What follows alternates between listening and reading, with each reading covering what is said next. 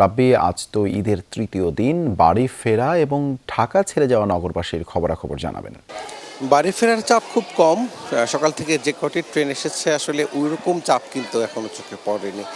তবে এখনও কিন্তু ঢাকায় ফেরার চাপ ওটাও কম। মানে দুই মাধ্যমেই কিন্তু একেবারে অনেকে ঢাকা ছাড়ছেন, যারা ছাড়ছেন তারা বলছেন যে ঈদে তারা যেতে পারেননি এবং সে কারণে তাদেরকে এখন পুরো পরিবার নিয়ে তাদেরকে ঢাকা ছাড়তে হচ্ছে।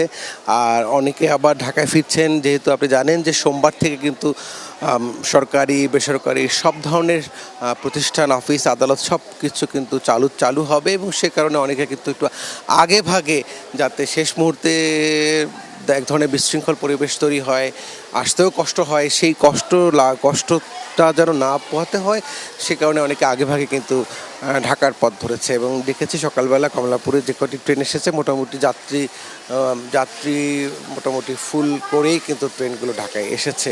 এছাড়া যারা বাড়ি যাচ্ছেন তারা বলছেন যে ঈদ তারা ঢাকায় করেছেন, এখন তারা যাচ্ছেন পরিবারের পরিজনের সাথে ঈদের পরবর্তী যে আনন্দ, সেই আনন্দ ভাগাভাগি করতে। এই দৃশ্য কমলাপুরে। এছাড়া বাস এবং লঞ্চ, সেখানেও কিন্তু ঢাকামুখী চাপ আছে এবং কিছু মানুষ কিন্তু এখনও ঢাকা ছাড়ছেন, বাড়ির পথ ধরছেন।